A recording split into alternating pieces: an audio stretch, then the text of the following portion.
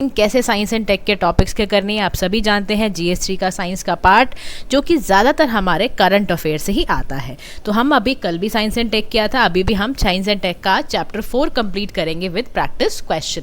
देखो आज हम पढ़ने जा रहे हैं ट्रेडिशनल मेडिसिन के बारे में। ट्रेडिशनल मेडिसिन क्या होती है, इसका हमारे देश में क्या सिग्निफिकेंस है, भारतीय सरकार ने ऐसा क्या क्या लिया है ऐसा इनिशिएटिव इसको प्रमोट करने के लिए, आपको सारा पता होना चाहिए क्योंकि यही आपको डिस्कस करना होगा अपने आंसर्स में भी। तो अगर ट्रेडिशनल मेडिसिन से रिलेटेड कोई ऐसे का पार्ट आ जाए या कहीं आंसर में आपको मेंशन करना पड़ जाए तो आप बताना।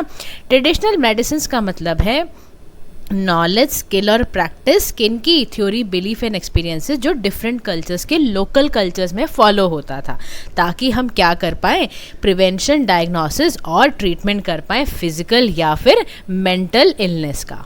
ठीक है, अब इसको कैसे किया जाता है तो इसमें आयुर्वेदा, योगा, नेचुरोपैथी, यूनानी, सिद्धा, होम्योपैथी का इस्तेमाल किया जाता है। ट्रेडिशनल मेडिसिन का क्या सिग्निफिकेंस है तो सबसे बड़ा सिग्निफिकेंस है ये हमारे हेल्थ सर्विसेज के गैप्स को एड्रेस करता है, यानी 80% जो ग्लोबल पॉपुलेशन है वो ट्रेडिशनल मेडिसिन का यूज़ करती है एज पर WHO।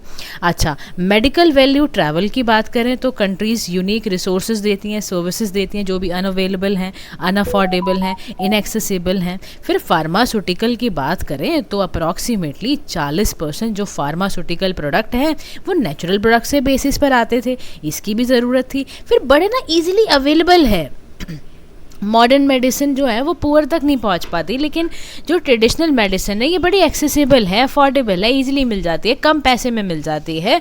और बड़ी मज़े की बात कि ट्रेडिशनल मेडिसिन में इतनी शक्ति होती है कि ये कैसे भी बड़े से बड़े क्रॉनिक बैक पेन जैसी कंडीशंस को भी मैनेज इफेक्टिवली कर पाता है। फिर इसीलिए हमने क्या किया, सरकार ने इसके लिए कदम उठाया कि इसको प्रमोट किया जाना चाहिए। तो फिर आप ये मेंशन करना इनिशिएटिव्स कौन से लिए गए इसको प्रमोट करने के लिए। तो पहला इनिशिएटिव लिया ट्रेडिशनल नॉलेज डिजिटल लाइब्रेरी बनाई ताकि क्या कर पाएँ, हम प्रोटेक्ट कर पाएँ इंडियन ट्रेडिशनल मेडिसिनल नॉलेज को, या इंटरनेशनल पेटेंट ऑफिसेस को हम प्रिवेंट कर पाएँ। फिर इसी में नेशनल आयुष मिशन है ताकि quality of Ayush health care services हम अच्छे से कर पाएँ। मिनिस्ट्री ऑफ आयुष ने तो इवन 10 साल से कंप्लीट किया है फॉर्मेशन, रिवाइव करना एंशिएंट मेडिकल नॉलेज को। फिर इसी के साथ साथ Ayush mark certification scheme introduce की गई है आयुष प्रोडक्ट के लिए, और साथ ही साथ WHO ने एक सेंटर बनाया है फॉर ट्रेडिशनल मेडिसिन। कहाँ पर बनाया है, जामनगर गुजरात के अंदर, जो कि एक नॉलेज हब भी है। अब नेक्स्ट आता है कि क्या क्या चैलेंजेस हैं ट्रेडिशनल मेडिसिन से रिलेटेड। तो सबसे बड़ा चैलेंज है लैक ऑफ साइंटिफिक एविडेंस, यानी कि जो भी क्लेम करते हैं सर्टेन हर्बल ट्रीटमेंट या कैंसर से रिलेटेड वो अभी तक इनसफिशेंट है, यानी कि साइंस जो मानती है कि अभी आयुर्वेदा या और दूसरे ट्रेडिशनल मेडिसिन में इतनी शक्ति तो नहीं है कि वो कैंसर जैसी ट्रीटमेंट भी कर लें हर्बल ट्रीटमेंट से। फिर लिमिटेड कोलैबोरेशन है, जो एलोपैथिक या ट्रेडिशनल मेडिसिन प्रैक्टिशनर्स हैं वो आपस में इतना अच्छे से कोलैबोरेट करते नहीं हैं, जिससे इसमें काफ़ी अच्छा काम नहीं हो पा रहा। स्टैंडर्डाइजेशन की बात करें तो हर्बल मेडिसिन हर कंट्री में बहुत अलग अलग हैं, उसके स्टैंडर्ड अलग अलग हैं, एक जैसा नहीं मिलेगा आपको।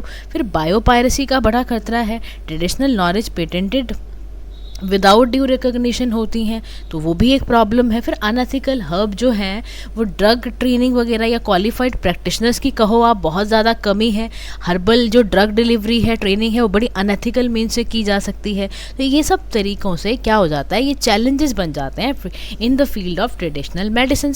तो कह रहा है ऐसा क्या करें कि इस ट्रेडिशनल मेडिसिन को हम अच्छा कर पाएँ, इन्हांस कर पाएँ। तो कह रहा है इसके लिए आप क्या करो, सबसे पहले यूज़ करने लग जाओ AI का, यानी कि आर्टिफिशियल इंटेलिजेंस का।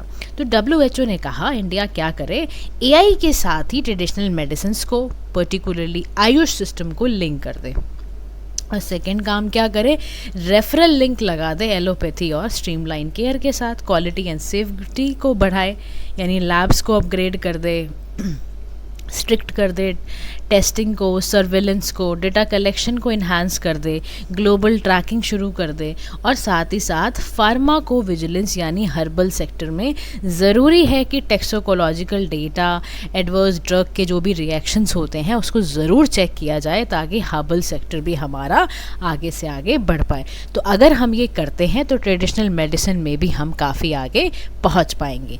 नेक्स्ट हमारा टॉपिक आएगा जो बहुत इंपॉर्टेंट है, बहुत टाइम से इसका जिक्र चल रहा है, दैट इज़ ट्रांस फैट का एलिमिनेशन हम अपनी डाइट में से कैसे करें, क्या होते हैं ट्रांस फैट, क्यों ज़रूरी है इनको एलिमिनेट करना।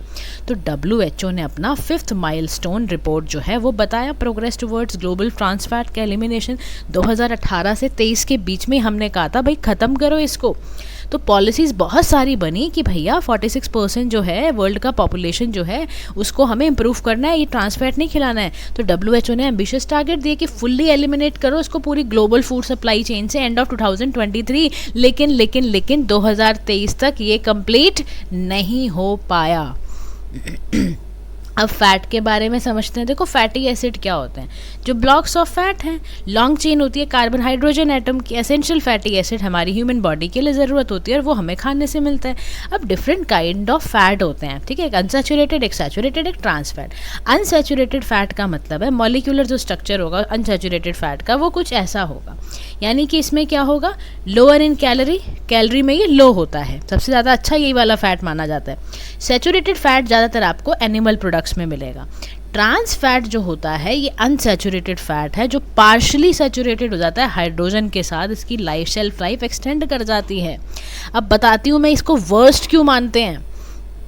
ट्रांस फैट या ट्रांस फैटी एसिड को वर्स्ट टाइप यानी सबसे गंदा फैट मानते हैं, क्योंकि इसके पास नेचुरली ये अक्कर होता है मीट या डेयरी में, जो नॉट कंसिडर्ड हार्मफुल। लेकिन जो आर्टिफिशियल वाले होते हैं ना, जो इंडस्ट्रियल प्रोसेस के थ्रू हाइड्रोजन वेजिटेबल ऑयल में जैसे ऐड करके या लिक्विड को कन्वर्ट करके सॉलिड में फिर उसको पार्शली हाइड्रोजनेटेड ऑयल बनाया जाता है, वो सबसे गंदा माना जाता है।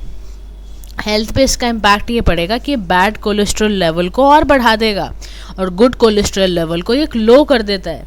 इससे आपको मिलेगा, इससे मोटापा बढ़ता है, डायबिटीज़ बढ़ती है। तभी तो मोदी जी लगातार आजकल स्पीचेस में बोल रहे हैं कि अपना ऑयल कम करिए, वो इसीलिए कह रहे हैं। इससे सूजन वगैरह इन्फ्लेमेशन वगैरह आ जाती है। तो सरकार ने भैया कहा है तो बहुत ज़रूरी है इसको, वरना तो 2050 तक तो हमारी आधे से ज़्यादा 70% जनता तुम्हारी मोटापे से ही ग्रस्त रहेगी, फिर काम क्या करेगी। इनिशिएटिव लिया गया trans fat free logo, heart attack prevent, eat right movement, ये सारे के सारे इनिशिएटिव लिए गए।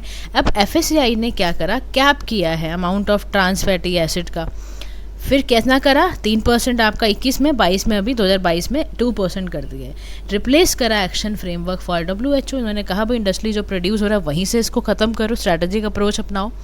अब जब हम बात करते हैं ना ट्रांस फैट की, बहुत सारे चैलेंजेस हैं, इसको एलिमिनेट करना इतना आसान नहीं है।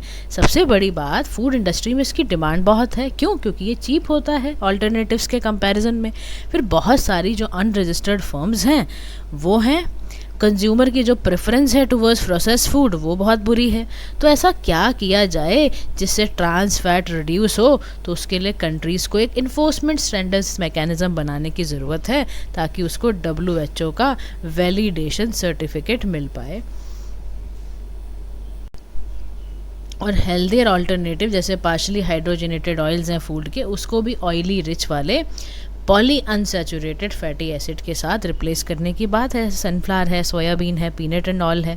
फिर अवेयरनेस एंड नट्स की बात की जाए तो कंज्यूमर को अवेयर करना है, एजुकेट करना है कि देखो ट्रांस फैट से बीमार हो जाओगे, वार्निंग दो।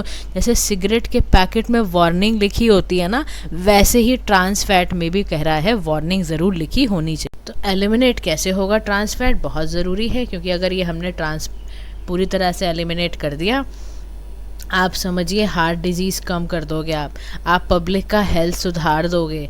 स्ट्रॉन्ग रेगुलेशंस के साथ, इंडस्ट्री रिफॉर्म्स के साथ अगर हम चलें और पब्लिक अवेयरनेस के साथ, तो हम definitely trans fat free world achieve कर पाएंगे। और ये अचीवेबल है, ये एक अर्जेंट गोल बनाकर हम इसको अचीव कर सकते हैं। तो इसकी तरफ आपको ऐसे ही आंसर अपना लिखना है। नेक्स्ट टॉपिक हम करने जा रहे हैं ओबेसिटी के ऊपर। ओबेसिटी क्या है, न्यूज़ में क्यों थी, समझते हैं। प्राइम मिनिस्टर ने 2022 में कहा कि 1 in 8 पीपल यानी कि 8 में से एक व्यक्ति जो होता है, जो जी रहा है, वो ओबेसिटी यानी मोटापे का शिकार है। बच्चों में ही देख लो, एडोलेसेंस में देख लो, 5 से 19 साल के बच्चों में देखा जा रहा है। तो ओबेसिटी का मतलब क्या, यानी कि WHO कहता है किसी भी व्यक्ति विशेष में अगर कोई एक्सेसिव फैट हो रहा है, इकट्ठा हो रहा है उसकी बॉडी में, या एबनॉर्मल हो रहा है, तो उससे रिस्क आ रहा है उसके हेल्थ पे। जिसका भी बॉडी मास इंडेक्स 30 या उससे ज़्यादा का होता है तो उसको ओबीस माना जाता है। अब अगर ओबेसिटी इंडेक्स की बात की जाए, उसका स्टेटस देखा जाए, तो नेशनल फैमिली हेल्थ सर्वे ने बताया कि ओवरऑल 24% जो महिलाएं हैं, 23% जो मेन हैं वो ओवरवेट हैं, ओबीज है। 5 साल का बच्चा जो है उससे कम का बच्चा, देखो ज़रा उसका रेट कितना बढ़ रहा है, कितना ओवरवेट है। अब क्या कारण है जो बच्चे में भी इतना मोटापा आ रहा है? कह रहा है उसका कारण है भारत में लो न्यूट्रिएंट डाइट और हाई कैलोरी डाइट दी जाती है, रिफाइंड कार्बोहाइड्रेट दिए जा रहे हैं, सैचुरेटेड फैट खिलाया जा रहा है, प्रोसेस फूड खा रहा है, चिप्स के पैकेट उसको थमा दिए जाते हैं। लाइफस्टाइल बच्चों का बहुत बुरा है, बहुत देर तक स्कूल में बैठे रहते हैं, फिर आके ट्यूशन क्लासेस में बैठे रहते हैं, सारे दिन मोबाइल पे बैठे रहते हैं, खेलना कूदना करते नहीं हैं। जेनेटिकली मॉडिफाइड क्रॉप्स की वजह से फूड कॉम्पोजिशन बदल गया है, जिससे कि बच्चों का या जितने भी लोग हैं जो खा रहे हैं ऐसा फूड, उनका मेटाबॉलिज्म, उनके वेट गेन हो रहे हैं। तो भारत ने ऐसा क्या स्ट्रेटेजिक फ्रेमवर्क बनाया जाए जिससे ओबेसिटी रुके? तो कहा Poshan Abhiyan, fit India movement, national programme for prevention, eat right movement, रूको, ये सब हम कर रहे हैं ताकि इस ओबेसिटी जैसी परेशानी को दूर कर पाएँ। पोषण अभियान के तहत पता है आपको, लिखना है ये पेपर में कि न्यूट्रिशनल आउटकम हमने इम्प्रूव करे हैं बच्चों के, महिलाओं के, एडोलेसेंट्स के, प्रेग्नेंट वुमेन के, लैक्टेटिंग वुमेन के जो दूध पिला रही है माँ। लाइफस्टाइल पे तो हम बहुत ध्यान दे रहे हैं कि लाइफस्टाइल में हम कह रहे हैं कि वो खाना खाओ जो आप इन्वायरमेंट के लिए भी अच्छा हो, आपके हेल्थ के लिए भी अच्छा हो। कम्युनिटी सोशल मीडिया के साथ ज़्यादा कि लोगों को समझाया जा रहा है। ईट राइट मूवमेंट में आप देखते नहीं हो आजकल कितनी ज़्यादा डाइटिशियंस या जितनी ज़्यादा आजकल रील्स वगैरह बन रही है आपके डाइट्स को लेकर। और आजकल तो बहुत अच्छा है, चैट जीपीटी या किसी भी परप्लेक्सिटी जो इस तरह के चैनल्स हैं उसमें आप पूछ सकते हो कि आपका ये वेट है, ये बॉडी मास इंडेक्स है, आप उस पर सुंदर तरीके से आप डाइट लीजिए, आप डाइट चार्ट बना के दे देता है। तो कंक्लूजन में कहता है ओबेसिटी को एड्रेस करना बहुत ज़रूरी है, क्योंकि इससे बैलेंस्ड अप्रोच आएगी, लाइफस्टाइल इसमें अच्छा होगा, हमारा चेंज आएगा, प्लस सपोर्टिव ऐसी पॉलिसीज़ बना दी जाएँ, कम्युनिटी का एंगेजमेंट कर दिया जाए, क्योंकि अगर एक कलेक्टिव एक्शन और पॉलिटिकल विल हमने ली तो हम डेफिनेटली ओबेसिटी को रिड्यूस कर पाएंगे और एक हेल्दी सोसाइटी हम क्रिएट कर पाएंगे। नेक्स्ट टॉपिक हमारा है एंटी माइक्रोबियल रेजिस्टेंस से रिलेटेड। तो यूनाइटेड नेशंस जनरल असेंबली ने हाई लेवल मीटिंग करी और बोला कि ना एंटी माइक्रोबियल रेजिस्टेंस को हम अभी अप्रूव कर रहे हैं और पॉलिटिकली डिक्लेयर कर रहे हैं कि एंटी माइक्रोबियल रेजिस्टेंस की सही में प्रॉब्लम है। पता है आपको इससे कितनी डेथें हो रही हैं? आप समझो, कहा जा रहा है human death declaration aimed at करा, क्योंकि इनको पता था बहुत इससे डेथ हो रही है, तो इन्होंने कसम खाई कि भैया हमें ह्यूमन डेथ जो भी बैक्टीरियल AMR से रिलेटेड है हमें उसको 10% कम करना है बाय 2030। और कहा गया इसमें हमें एडिशनली $100 मिलियन भी लगाने पड़े ना तो भी हम इसको कॉम्बैट करेंगे, यानी इतना पैसा भी लगाया जाएगा। अब समझते हैं एंटी माइक्रोबियल रेजिस्टेंस होता क्या है। तो एंटी माइक्रोबियल रेजिस्टेंस का मतलब है एक ऐसी कंडीशन जहाँ पे माइक्रो ऑर्गेनिज्म जैसे कि बैक्टीरिया है, वायरस है, फंगी है, पैरासाइट है, ये अपना तरीका चेंज करते रहते हैं। मेडिकेशन जो आप ले रहे हो use to care the infection, लेकिन ये इन्फेक्टिव हो गए। जैसे आपको प्रिस्क्राइब नहीं की है कोई मेडिसिन, आपको पता भी नहीं था कि वायरल फीवर है या नहीं है, आपने दवाई खा ली, लेकिन कोई भी दवाई खा रहे हो आप, तो उससे क्या हो रहा है कि अब अगर वो दोबारा से सही मान लो सही में वायरल होगा तो जो दवाई आप खा चुके हो वो अब आपके इनइफेक्टिव हो जाएगी। तो आप समझो इसकी वजह से 39 मिलियन लोगों को 2050 तक ये कह रहा है 2 मिलियन तो डेथ होंगी और इन्फेक्शन हो जाएंगे 39 मिलियन लोगों को। भारत में ही लैंसेट ने बताया कि 2 मिलियन एनुअल डेथ होती है भारत के अंदर ही। और मेजर फैक्टर पता है क्या है इसका? फार्मास्यूटिकल मैन्युफैक्चरिंग ऐसी है, एग्रीकल्चर, ओवर यूज़ एंटीबायोटिक्स की ग्रोथ का, लाइफ स्टॉक, एक्वाकल्चर में, हेल्थ केयर में मेडिकेशन क्या पेशेंट का excretion, disposal of expired drugs, ये सब हो रहा है वेस्ट मैनेजमेंट के चलते, अनट्रीटेड वेस्ट वाटर के चलते। तो बहुत जगह जगह इसका लिया जा रहा है। आप ये दोनों प्लान्स का डायग्राम बना के आना कि ग्लोबल एक्शन कौन से लिए जा रहे हैं, इंडिया में कौन कौन से एक्शन लिए जा रहे हैं। तो ग्लोबली तो देखो इसके लिए global action plan anti microbial resistance का WHO ने चलाया है, ग्लोबल एंटी माइक्रोबियल रेजिस्टेंस का प्रोग्राम चलाया है, जिदा कमिटमेंट चलाया है। इंडिया के अंदर देखें तो national programme for air containment है, नेशनल एक्शन प्लान्स हैं, सब चलाया जा रहा है। सवाल करता है कि एंटी माइक्रोबियल रेजिस्टेंस एक ग्लोबल हेल्थ थ्रेट क्यों है? क्योंकि economic cost according to world bank anti microbial resistance यानी $1 ट्रिलियन ऐड कर रहा है to health care cost for 2050। Modern medicine कितना रिस्की है, इससे कितना इन्फेक्शन हो रहा है, सर्जरीज का रिस्क, कीमोथेरेपी कितना रिस्की है सोचो आप। और वल्नरेबल पॉपुलेशन लाइक एल्डरली, बच्चे जिसका वीकेंड इम्यून सिस्टम है वो बेचारे बहुत जल्दी इसमें, और रिसर्च एंड डेवलपमेंट है नहीं। तो WHO ने कहा भाई साहब गाइडलाइंस लो फटाफट, उसको फॉलो करो। तो waste water, solid waste management, antibiotic manufacturing के लिए WHO ने गाइडेंस थमाई। कहा सबसे पहले तो रेगुलेशन में आ जाओ। इन्वायरमेंट प्रोटेक्शन के अमेंडमेंट कुछ रूल लाए, उन्होंने स्ट्रिंजेंट कंप्लीट लिमिट करी है कि जो भी एंटीबायोटिक्स है उसको कम करा जाए। एग्रीकल्चर ऑपरेशन में ऑर्गेनिक फार्मिंग करो, एंटीबायोटिक्स का यूज़ लिमिट करो, एक्वाकल्चर में भी, लाइफ स्टॉक में भी। और दूसरा प्रमोट करो responsible use, health care facility में भी बोल रहा है ऐसे प्रोग्राम चलाओ कि हर वक्त मत एंटीबायोटिक के यूज़ को आगे बढ़ा दिया करो। तो कह रहा है कि अगर रेगुलेशन ठीक ढंग से हो जाएगा ना, और प्रमोट करेंगे हम एंटीबायोटिक्स के रिस्पॉन्सिबल यूज़ को, और रिसर्च में पैसा लगाओ, पब्लिक अवेयरनेस में आप रेस करो कि देखो मत खाओ, ऐसे बिना प्रिस्क्राइब की दवाइयाँ नहीं खानी चाहिए। तो अगर ग्लोबली प्लस लोकल एक्शन लिए जाएंगे तो डेफिनेटली हम इस समस्या से बाहर आ जाएंगे, और ये बहुत ज़रूरत है। करंट और फ्यूचर जनरेशन्स को बचाना हम अगर सच में चाहते हैं तो ये ज़रूरत है आज की। नेक्स्ट है हमारा जूनोटिक डिजीज़ के बारे में हम पढ़ने जा रहे हैं कि क्या होती है जूनोटिक डिजीज़। देखो इंडिया का ना इंटीग्रेटेड डिजीज़ सर्वेलेंस प्रोग्राम आपको पता ही होगा, 2018 और 23 के बीच में था ये। तो इसने रिपोर्ट किया कि बहुत ज़्यादा जूनोटिक डिजीज़ के आउटब्रेक हो रहे हैं। आउटब्रेक इतना है कि 8.3% जूनोटिक हैं, 7 मंथली जूनोटिक आउटब्रेक हो रहा है। जैपनीज इंसेफेलाइटिस है, 29.5% वो फैल रहा है। लेप्टोस्पिरोसिस, स्क्रब टाइफस ये फैल रहा है नॉर्थ ईस्ट रीजन में, तो पूछो मत। 1/3 जूनोटिक डिजीज़ वहीं से आती हैं, सदर्न रीजन से आ रही है, या तो नॉर्थ ईस्ट रीजन से पहले आती है फिर सदर्न रीजन में बहुत फैलती है। जूनोटिक डिजीज़ का मतलब क्या है? जूनोटिक डिजीज़ से मतलब है कि वो डिजीज़, वो इन्फेक्शन जो कि नेचुरली ट्रांसमिट होते हैं वर्टिब्रेट एनिमल से लोगों द्वारा, और ये पैथोजेंस हैं जो ह्यूमन, बैक्टीरियल, वायरल, पैरासिटिक्स और इंसानों में जा रहे हैं। 60% रिपोर्टेड इमर्जिंग इन्फेक्शन यहीं से आते हैं।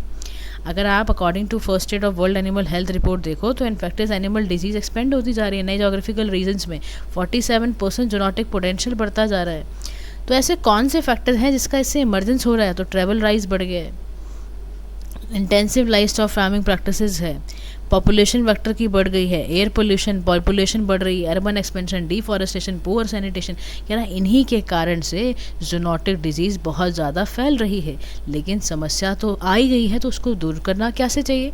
तो कहा जा रहा है अब आप ये लिखना शुरू करना क्या क्या इनिशिएटिव लिए गए हैं ताकि जूनोटिक डिजीज़ जैसी समस्या को रोका जा सके। तो उसके लिए इंटीग्रेटेड डिजीज़ सर्वेलेंस प्रोग्राम चलाया गया है। 6 जूनोटिक डिजीज़ के लिए चलाया गया है। एंथ्रेक्स है, रेबीज़ है, काइनासोर है, क्रेमिन कॉन्गो, हेमोरेजिक फीवर है, लेप्टोस्पिरोसिस, सबके लिए चलाया गया है। नेशनल वन हेल्थ प्रोग्राम भी हमने चलाया है, डिजीज़ स्पेसिफिक प्रोग्राम भी हम चला रहे हैं ताकि स्नेक बाइट ये सब हम रोक पाएँ।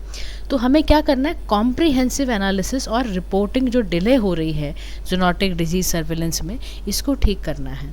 हमें डिजीज़ स्पेसिफिक सर्वेलेंस को स्ट्रेंथन करना है, हॉटस्पॉट रीजन ढूंढने हैं ताकि टाइमली एविडेंस बेस्ड इंटरवेंशन हम कर पाएँ।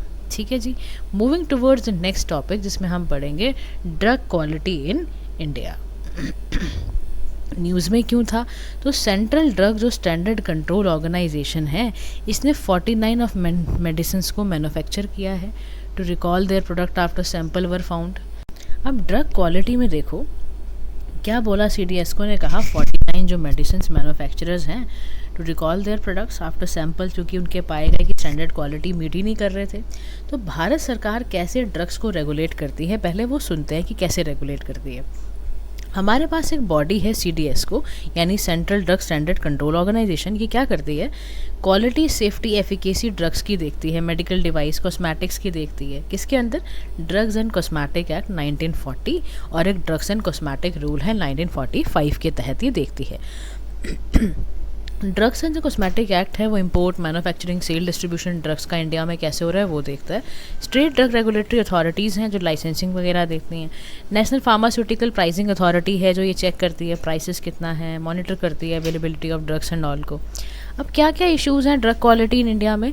तो सबसे बड़ा बात है स्टेट लेवल अथॉरिटीज़ में बहुत सारे चैलेंज हैं।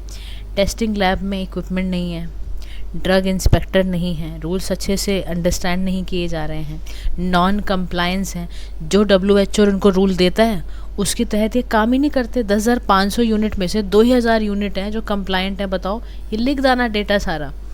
इन्फॉर्मेशन असिमेट्री है, non mention of time frame, कितने टाइम में रेगुलेशन करना है, रिकॉर्ड कीपिंग कुछ होता ही नहीं है, फार्माकोविजिलेंस है ही नहीं, limited outreach among patient, health care professionals को पता ही नहीं होता है। तो कैसे क्वालिटी बढ़ाएं, तो उसके लिए एक स्ट्रेंथन करने को बोला ड्रग रेगुलेटरी सिस्टम को, कि जितनी भी लैब्स वगैरह हैं उसको अपग्रेड करो, उसका इंफ्रास्ट्रक्चर सुधारो। दूसरा, इस एक्ट जो है ना, ये डीसी एक्ट को और ज़्यादा स्ट्रिंजेंट पेनाल्टी भर दो कि अगर कोई पाया गया तो ठोके जाओगे। फिर चाहे ये वाले एक्ट को बोला गया कि इसमें इंस्पेक्शंस वगैरह और बढ़ाई जाए, फार्मास्यूटिकल टेक्नोलॉजीज़ की असिस्टेंस गवर्नमेंट को देनी चाहिए। देखो, अगर ड्रग रेगुलेशन सुधरेगा ना तो उसके लिए यूनिफॉर्म स्टैंडर्ड चाहिए। फिर CDS को SDRA कोलैबोरेट भी करें आपस में, बेटर इंफ्रास्ट्रक्चर, फाइनेंशियल टूल हो, ऑटोनॉमी हो, डिजिटल टूल हो, तभी तो आप ड्रग की क्वालिटी और पेशेंट की सेफ्टी देख पाओगे। बस ये बताया ना। फिर नेक्स्ट टॉपिक है आपका फिक्स डोज कॉम्बिनेशन, ड्रग्स के बारे में बात करने जा रहे हैं। CDS को ने बिल्कुल प्रोहिबिट कर दिया कि मैन्युफैक्चर, सेल, डिस्ट्रीब्यूट नहीं होंगे 35 फिक्स डोज कॉम्बिनेशन मेडिसिन। क्या होता है ये? फिक्स डोज कॉम्बिनेशन का मतलब है 2 या 2 से ज़्यादा एक्टिव इंग्रेडिएंट्स बेसिकली, जैसे कॉकटेल यूज ड्रग्स यूज़ होता है ना फॉर अ पर्टिकुलर इंडिकेशंस के लिए। एक्टिव इंग्रेडिएंट का मतलब क्या है? कोई टैबलेट है, कोई बायोलॉजिकली एक्टिव कंपोनेंट है, कैप्सूल है, कोई क्रीम है। तो ये FDCs कॉफ है, कफ कोल्ड है, फीवर प्रिपरेशन है, या कुछ एंटी माइक्रोबियल वाइटामिन हैं, उसमें यूज़ होता है। अब ये क्या क्या कैसे कैसे, देखो रैशनल क्या है इसकी यूसेज की, एफिशिएंसी बढ़ेगी, एफिकेसी बढ़ेगी, पिल बर्डन रिड्यूस होगा। इशू क्या है? इसमें डोज नहीं है, अनअप्रूव्ड बैंड है, ये एथिकल कंसर्न है।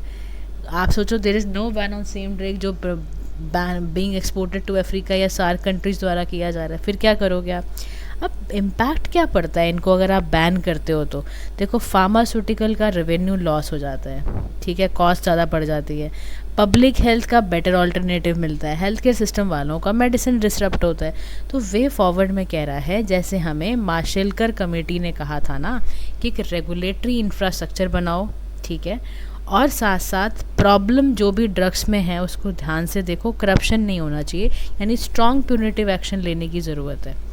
फिर एविडेंस ड्राइवन वाला ऑथराइजेशन करो, सर्विलेंस सिस्टम खोलो, एक्सपोर्ट के कंट्रोल करो। तो अगर आपने ड्रग की क्वालिटी को इंश्योर कर दिया और रैशनल यूज़ करा भारत में मल्टी प्रॉन्ग स्ट्रैटेजी के साथ, पीरियोडिक सर्वे करो मैन्युफैक्चरर द्वारा, रिटेलर्स द्वारा, ताकि चैलेंजेस दूर हों, ठीक है ना। लेजिस्लेशन को बहुत स्ट्रेंथन करने की आवश्यकता है। नेक्स्ट टॉपिक है हमारा CAR T cell therapy, chimeric antigen receptor. India का पहला होम ग्रोन जीन थेरेपी है कैंसर के लिए, जिसको लॉन्च किया गया है। ये क्या करेगी? इम्यून सेल को, स्पेसिफिकली T सेल को, by turning them into potent cancer fighter. CAR T cells हैं, T सेल स्पेशल सेल हैं जिसको वाइट ब्लड सेल का नाम देते हैं। इसका प्राइमरी फंक्शन है साइटोटॉक्सिक, यानी किल करना अदर सेल को। T सेल कैसे लिया जाता है? पेशेंट के ब्लड से लिया जाता है, लैब में उसमें चेंजेस लाके, यानी जीन या मैनमेड रिसेप्टर डाल दिए जाते हैं।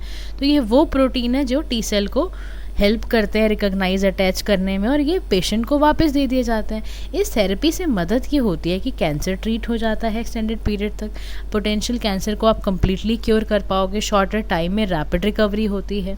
लेकिन चैलेंज क्या है? CAR T cell therapy for one cancer won't work. हो सकता है दूसरे के लिए काम करे, इसका नेगेटिव इफेक्ट आ जाए, नर्वस सिस्टम में दिक्कत आ जाए, कोई इन्फेक्शन फैल जाए। तो at present CAR T cell therapy खाली सर्टेन हेमेटोलॉजिकल ट्यूमर्स के लिए यूज़ की जा रही है, और फ्यूचर डेवलपमेंट के लिए तो इसमें भी बहुत सारे हमें रिसर्च करनी पड़ेगी, इसके साइड इफ़ेक्ट्स देखने पड़ेंगे, थेरापेटिक इफ़ेक्ट्स देखने पड़ेंगे, उसको देखने के बाद ही इसको अप्लाई करा जाएगा। नेक्स्ट इज़ ORT के बारे में अगर आ जाए, ओरल रिहाइड्रेशन थेरेपी के बारे में, तो क्या लिखोगे? तो न्यूज़ में इसलिए था, जो रिचर्ड कैश फिजिशियन रहे हैं ना, ग्लोबल हेल्थ स्कॉलर, वो उनकी डेथ हो गई। इंस्ट्रूमेंटल थे वो development of oral rehydration therapy, Richard cash नहीं बनाए गए, तो इनको ही बनाया जाता है। सोल्यूशन इन्होंने नहीं बनाया था, glucose, sodium chloride, sodium bicarbonate, potassium chloride लेकर बाय माउथ टू प्रिवेंट और करेक्ट डिहाइड्रेशन को रोकने के लिए। तो रिहाइड्रेट कर देता है बेसिकली, जो ओरल रिहाइड्रेशन होता है ना, रिहाइड्रेट कर देता है जो भी लॉस हुआ है। फ्लूइड थेरेपी है ये बेसिकली, डायरिया हो जाए, कॉलरा हो जाए, उसको रोकता है ये ORT थेरेपी। बहुत इंपॉर्टेंट है, बहुत लोगों की डेथ इसने बचाई है, और एडल्ट में बहुत एफिकेसी है। 80% लेस इंट्रावेनस फ्लूइड मान लो हो तो भी दिक्कत है, तो वो बचा लेता है। वर्क कैसे करता है? इसमें शुगर, सोडियम होता है, वो आपके गट हेल्थ में चला जाता है, हेल्प हो जाती है। है ना, तो उसकी लाइनिंग में चला जाएगा तो उसमें अब्जॉर्व कर लेगा शुगर मॉलिक्यूल्स को, तो कर लेगा तो ईजिली पानी को अब्जॉर्व कर पाएगा। तो भारत ने भी इनिशिएटिव चलाए, ग्लोबली भी इसके इनिशिएटिव चले कि नेशनल ओरल रिहाइड्रेशन थेरेपी 1985 से था, फिर कैंपेन चले थे। बहुत गंदी बीमारियाँ होती हैं, डायरिया वायरिया, पूरा पानी बॉडी का लॉस हो जाता है, but this therapy really works a lot. फिर ORS recommend by WHO, UNICEF लाया, गावी ने बोला कि भाई करो, तो बहुत effective life saving public health innovation थी। We should thank you to this person जिन्होंने इतना काम किया, मोर्टेलिटी बचाई, बच्चों को बचाया, कितने सारे कॉर्नर स्टोन है हमारी ग्लोबल हेल्थ स्ट्रैटेजी का। Moving toward the next topic, हमारा पैंडमिक अग्रीमेंट है। वर्ल्ड हेल्थ असेंबली ने पहला ये पैंडमिक अग्रीमेंट अडॉप्ट करा है। ये इंटरनेशनल हेल्थ रेगुलेशंस के साथ है ग्लोबल डिजीज़ को मैनेज करने के लिए, ताकि हेल्थ इमरजेंसी से बचा जा सके, डेटा वगैरह शेयर किया जा सके। सारी बातों को लिखने के बाद आप बताना कि कैसे किया जाता है पब्लिक हेल्थ एंड सैनिटेशन के लिए ना, मैनेजमेंट सारा कंकरेंट लिस्ट में बना हुआ है। इसके ऑप्शन से पता है क्या होगा, इंटेंसिव नेगोशिएशन होगा, गैप्स इनिक्विटीज़ ख़त्म होगी, ग्लोबल कोलैबोरेशन होगा। तो जैसे कोविड-19 जैसी चीज़ें आई, फ्यूचर में भी तो कोई भी पैंडेमिक आ सकता है, तो ऐसे पैथोजन से लड़ने के लिए ही इस तरह के कोलैबोरेशन किए जाते हैं। नॉन कम्युनिकेबल डिजीज़ क्या होती हैं? Ministry of family and family welfare ने intensified special NSD searing drive को खोला था। यानी कोई भी क्रॉनिक डिजीज़ जो ट्रांसमिशेबल तो नहीं है, यानी जैसे कैंसर है, डायबिटीज़ है, 74% डेथ मतलब ग्लोबली इसी में हो रही हैं, इसी की वजह से होती है, और भारत में इसकी वजह से 63% डेथ होती हैं। तो किस वजह से ये फैल रहा है? तो उसका कारण होते हैं, सबसे बड़ा बिहेवियरल रिस्क वाला फैक्टर है, फिर उसके बाद मेटाबॉलिक रिस्क फैक्टर है, फिर environmental risk, outdoor air pollution है, रेज ब्लड प्रेशर, हाइपरटेंशन है, हार्मफुल यूज, स्ट्रेस वगैरह की प्रॉब्लम से होता है। तो ग्लोबली टारगेट्स आए, इंडिया ने भी कहा भाई हम अमृत करेंगे, NTCP करेंगे, कई रिकमेंडेशंस आई इससे रिलेटेड, अर्ली डिटेक्शन, ट्रीटमेंट वगैरह, डिजिटल हेल्थ। तो नॉन कम्युनिकेबल डिजीज़ को मेजर हेल्थ चैलेंज है हमारा एक। प्रिवेंटेबल लाइफस्टाइल अगर यूज़ कर लेंगे, कंज्यूमिंग फूड लो इन ग्लाइसेमिक इंडेक्स, अर्ली डिटेक्शन कर लेंगे, स्ट्रॉन्ग पब्लिक हेल्थ मेजर ले लेंगे, कोलैबोरेटिव अप्रोच से चलेंगे, तो डेफिनेटली दूर कर पाएंगे ऐसी बीमारी को। ट्यूबरक्लोसिस अगेन एक बड़ी प्रॉब्लम है ना। मिनिस्ट्री ऑफ हेल्थ वेलफेयर ने बोला कि हम BPALM रिजीम है, 4 ड्रग्स निकाले इन्होंने TB से रिलेटेड, एक बेडेक्विलिन, प्रीटामिनॉइड, लाइंजोलॉडेड एंड मॉक्सीफ्लॉक्सिन। देखो जो type of drug resistant TB है ना, वो MDR है, XDR TB है, टोटली ये सब हैं इसके लिए आपके ड्रग्स हैं जो TB को रोकता है। ये इंट्रोड्यूस ही इसीलिए करी गई है ताकि भारत का रोग था कि 2025 जो अभी चल रहा है उसमें हमें TB रोकना है, ख़त्म करना है। इसीलिए ये ना 6 महीने के अंदर अंदर इसको ख़त्म करती है। ट्यूबरक्लोसिस है क्या? इन्फेक्शियस डिजीज़ है, लंग्स पे सीधा वार करती है। कैसे होती है? बैक्टीरिया होता है एक, बैसिलस माइक्रोबैक्टीरियम ट्यूबरक्लोसिस। वैक्सीन भी दी जाती है इसके लिए, बैसिलिक एलिमिटिग्यूरिन वैक्सीन दी जाती है ताकि इम्यूनिटी हमारी अच्छी हो पाए। 25.52 लाख नोटिफाइड हुए हैं ये TB के पेशेंट हैं 2023 में। तो ज़रूरत नहीं है क्योंकि तो भारत ने बहुत सारे, इसमें सरकार ने चलाए कई सारे प्लान कि प्रधानमंत्री TB मुक्त भारत, निक्षय मित्रा, निक्षय पोषण योजना, ये सब चलाया गया। फिर जो चैलेंजेस थे इरेडिकेट कैसे करें, तो उसके लिए आया रेगुलेटेड प्राइवेट हेल्थ केयर होना चाहिए, डायग्नोसिस होना चाहिए कन्वेंशनल मेथड्स का, सोशल स्टिग्मा के लिए। तो अगर इंटीग्रेटेड अप्रोच न अपनाएंगे, न्यूट्रिशनल, फाइनेंशियल, साइकोलॉजिकल सपोर्ट अगर मिलेगा तो डेफिनेटली इसमें AI का भी इस्तेमाल करें हम, ताकि अर्ली डिटेक्शंस हो, डायग्नोसिस हमारे प्रॉपर हो जाएं। फिर नेग्लेक्टेड ट्रॉपिकल डिजीज़ से रिलेटेड आ जाता है। WHO ने तो बोला ही था भैया 2024 को कि ग्लोबल रिपोर्ट दी उन्होंने कि इसकी परसेंटेज को रोकना बहुत ज़रूरी है। 90% हम चाहते हैं ये रुक जाए 2030 तक, क्योंकि इससे बहुत लोग अभी दिक्कत हुई है उनको। नेग्लेक्टेड ट्रॉपिकल डिजीज़ कैसे होते हैं? पैथोजन है, वायरस, टॉक्सिन, वैक्सीन आ जाए। अब ये नेग्लेक्टेड क्यों है? क्योंकि ग्लोबल हेल्थ एजेंडा में इसके ऊपर बात ही नहीं होती है, स्टिग्मा है। अभी इफेक्ट कितना कर रहा है सोचो, लेकिन 1 बिलियन पॉपुलेशन को इफेक्ट कर रहे हैं। डेंगू, लिम्फेटिक, फिलारिस, सब आपके नेग्लेक्टेड ट्रॉपिकल डिजीज़ हैं। इसे 2030 तक कहा जा रहा है इसको रोको भाई, फीमेल जेनिटल सिस्टम को ख़राब करता है ये। फिर उसके बाद चैलेंजेस कितने हैं? नॉलेज गैप, लोगों को पता ही नहीं चलता। लिमिटेड सर्वेलेंस है, वीक सिस्टम है, हेल्थ केयर सिस्टम इतना स्ट्रांग नहीं है। तो फिर बताना कि पार्टिसिपेशन इसका कैसे हो सकता है, कौन कौन से पिलर्स यूज़ करे जा सकते हैं, उसको ज़रूर मेंशन करना। फिर कंक्लूड कर देना कि अगर आप ओवरऑल चाहते हो तो इससे आप काफ़ी ज़्यादा सैनिटेशन एंड एक्सपेरिमेंट कर पाओगे। रेयर डिजीज़ के बारे में बताना कि कैसे ये पहली एंटी कॉम्प्लीमेंट्री थेरेपी रही है रेयर डिजीज़ के लिए। वो डिज़ीज़ जिसको लाइफ लॉन्ग डिज़ीज़ है, एक या बहुत हज़ार में किसी एक बंदे को होती है। 63 डिजीज़ है ऐसी, भारत ने भी इसको कर दिया है, ग्रुप ए ग्रुप 1 भी बनाया है हमने। ऐसा बना के आ जाना कि इन सब डिजीज़ को हमने डाला है, इसके लिए पॉलिसी बता देना, राष्ट्रीय आरोग्य निधि वगैरह। अब इसको मैनेज कैसे करेंगे तो वो देखो, उसके लिए हमें इशू तो पहले देखना पड़ेगा, क्लिनिकल ट्रायल्स नहीं है, डेफिनेशन नहीं है, तो उसके लिए बोला कि ना इस्टेब्लिश करो नेशनल फंड। सबसे पहले पैसा लगाओ, डेडिकेटेड फास्ट ट्रैक अप्रूवल करो, कंट्रीब्यूशन सब जगह से करवाओ, और एक हॉस्पिटल बेस्ड नेशनल रजिस्ट्री बनवाओ। इसकी अवेयरनेस फैलानी सबसे ज़्यादा बहुत ज़रूरी है, लिख के आना। पॉलिसी सपोर्ट तो तब हो पाएगा जब अवेयरनेस होगी, है ना, तो वो करने की ज़रूरत है। आज का क्वेश्चन देखो है भी इससे रिलेटेड ही कि नेग्लेक्टेड ट्रॉपिकल डिजीज़ क्या है, इसको हम कैसे एलिमिनेट कर सकते हैं, क्या क्या ग्लोबल तरीके होंगे किसको एड्रेस हो पाए। तो इसमें ना आपने बताना है सारे तरीके। सबसे पहले इसका बताना है, फिर क्लासिफिकेशन बताना कि वन टाइम क्यूरेटिव ट्रीटमेंट है, लोअर कॉस्ट में लॉन्ग टर्म ट्रीटमेंट है, ऐसे भी हैं जो हाई कॉस्ट वाले हैं, लाइफ लॉन्ग थेरेपी भी हैं। इसके लिए भारत में नेशनल पॉलिसी चलाई गई, ठीक है, राष्ट्रीय आरोग्य निधि, इसमें पैसा लगाया जा रहा है, पुअर पेशेंट्स को दिखाया जा रहा है, ठीक है, ये सारा इसमें बताना है आपको। इसको बता के इस क्वेश्चन को लिखो, फिर कंप्लीट करो। नेक्स्ट टॉपिक हम नेक्स्ट क्लास में ख़त्म कर लेंगे। आज के लिए इतना ही। Thank you so much, have a nice day to all.